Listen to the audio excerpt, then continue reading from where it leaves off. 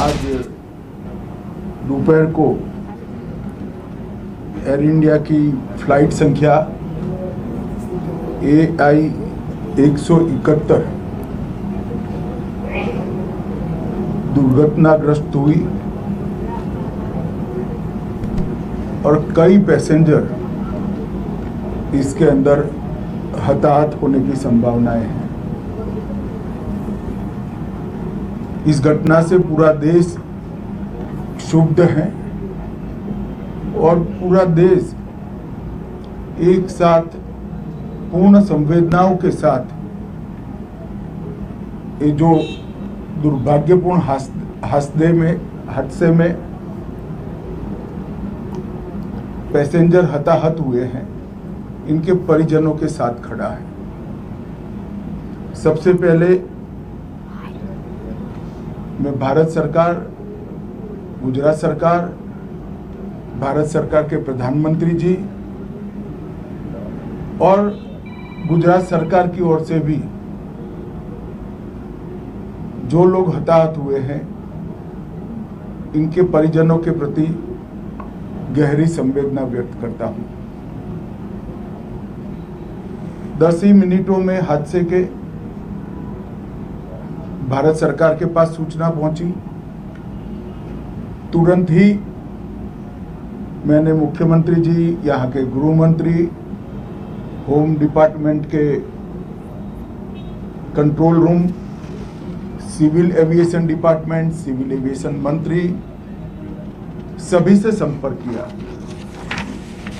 प्रधानमंत्री जी का भी तुरंत ही फोन आ गया और भारत सरकार और गुजरात सरकार के सभी डिपार्टमेंट एक साथ होकर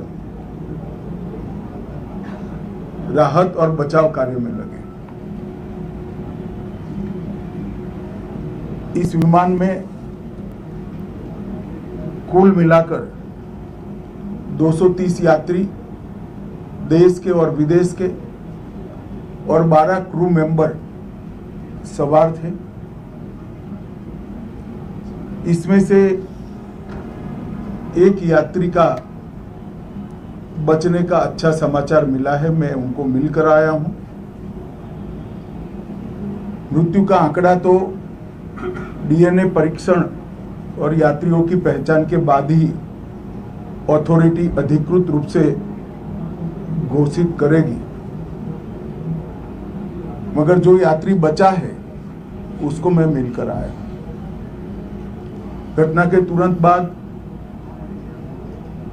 गुजरात सरकार ने बहुत त्वरा से डिजास्टर मैनेजमेंट की सारी इकाइयों को अलर्ट करते हुए, चाहे हेल्थ डिपार्टमेंट जो हो, चाहे फायर ब्रिगेड हो, चाहे पुलिस विभाग हो, भारत सरकार की भी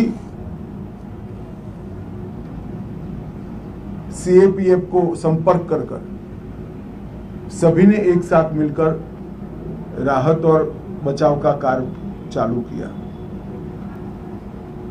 मगर 1.25 लाख लीटर ईंधन विमान के अंदर ही था और लगभग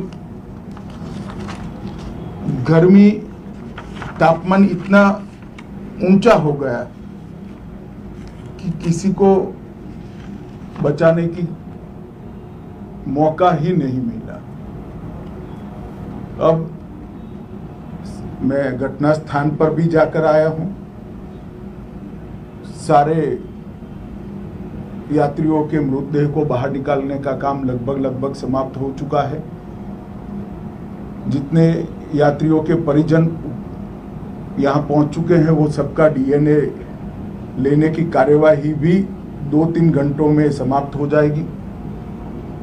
विदेश में जिनके परिजन हैं, उनको सूचना देने की कार्यवाही समाप्त हो चुकी है और जैसे ही पहुंचते हैं उनके भी DNA सैंपल लिए जाएंगे और मृतदेहों की पहचान के लिए जितने मृतदेह मिले हैं, इनके भी DNA सैंपल लेने की कार्यवाही समाप्त हो चुकी है। गुजरात में ही लगभग 1000 के आसपास DNA टेस्ट करने पड़ेंगे। ये सभी टेस्ट करने की क्षमता गुजरात में विकसित है तो डीएनए टेस्टिंग के लिए कहीं गुजरात के बाहर जाने की ज़रूरत नहीं पड़ेगी। गुजरात की एफएसएल और नेशनल फॉरेंसिक साइंस यूनिवर्सिटी दोनों मिलकर कम से कम समय में डीएनए का परीक्षण पूरा करने के बाद परिवारजनों को अपना परिजन का मृतदेह सौंपने का काम करेंगे। उनके रहने की सुविधा, उनकी सांत्वना की सुविधा, जिनको मेडिकल प्रॉब्लम ट्रॉमा के कारण हुई है, इनकी मेडिकल की सुविधा, ये सारी व्यवस्था बहुत सुचारू रूप से हो चुकी है। अभी रिव्यू मीटिंग में ये सारी व्यवस्थाओं को हम सब मंत्रियों ने साथ में मिलकर देखा है। एविएशन डिपार्टमेंट ने अपनी जांच शुरू कर दी है और जांच तेजी से आगे बढ़े इसके लिए भी एविएशन मंत्री जी ने सूचनाएं दी है। मैं फिर से एक बार राहत काम में जिन जिन एजेंसियों ने त्वरा के साथ बचाव और राहत का काम किया वो सभी का धन्यवाद करना चाहता हूं और फिर से एक बार जिन्होंने अपने परिजनों को गंवाया है, हताहत हुए हैं, वो सभी को मनपूर्वक संवेदनाएं व्यक्त करता हूं। मैं एक बार जरूर कहना चाहता हूं कि ये एक्सीडेंट है, एक्सीडेंट को कोई रोक नहीं सकता, परंतु 365 दिन 24 घंटा इस तरह की घटना के लिए प्रशासन का जो अलर्टनेस है उसकी कसौटी उसी वक्त होती है जब ऐसी घटनाएं होती है।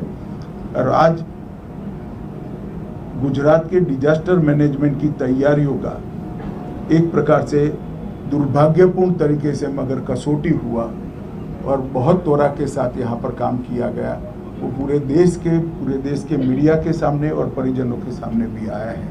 अंत में मैं फिर से एक बार